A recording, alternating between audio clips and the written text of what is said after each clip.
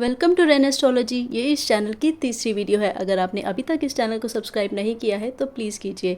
आज तक की वीडियोस में हमने सीखा कि लग्न कैसे निकाला जाता है और 12 राशियों के स्वामी का कैसे पता किया जाता है।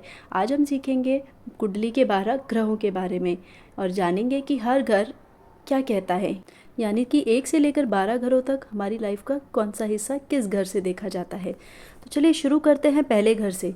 जहाँ 1 नंबर लिखा है वो हमारा पहला घर कहलाता है।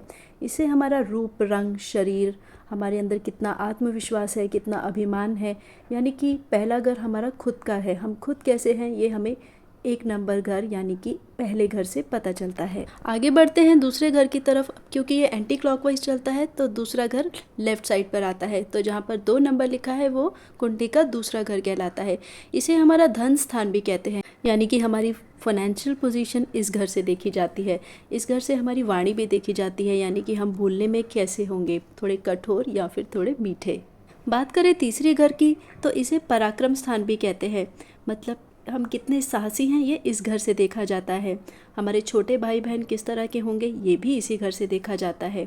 बात करने का हमारा तरीका, हम अपनी बात को दूसरों तक कितने अच्छे से रख पाते हैं, यानी कि हमारी कम्युनिकेशन स्किल्स भी इसी घर से देखी जाती है। चौथा घर है हमारा सुख का स्थान। इससे देखा जाता है कि हमारी माता से संबंध कैसे होंगे, हम भवन, भूमि, वाहन यानी कि प्रॉपर्टी कितनी बना पाएंगे। बात करें 5वें घर की तो इससे हमारी संतान, बुद्धि और हमारी धार्मिक प्रवृत्ति का पता चलता है।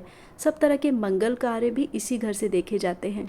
आगे बढ़ते हैं छठे घर की तरफ। तो ये घर हमारे शत्रु, चिंता, रोग, डेट यानी ऋण, इस तरह की स्थिति को दिखाता है।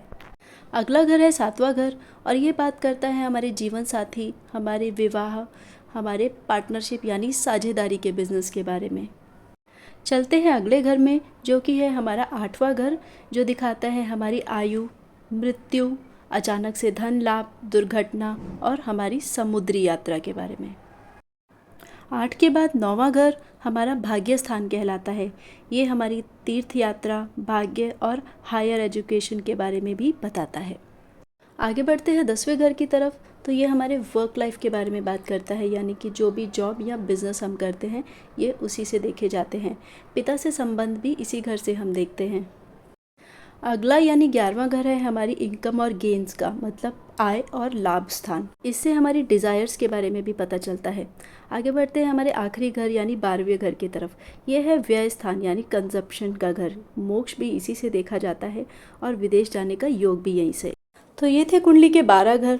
अगर आपको ये वीडियो पसंद आई हो तो लाइक, शेयर, सब्सक्राइब करना ना भूलें।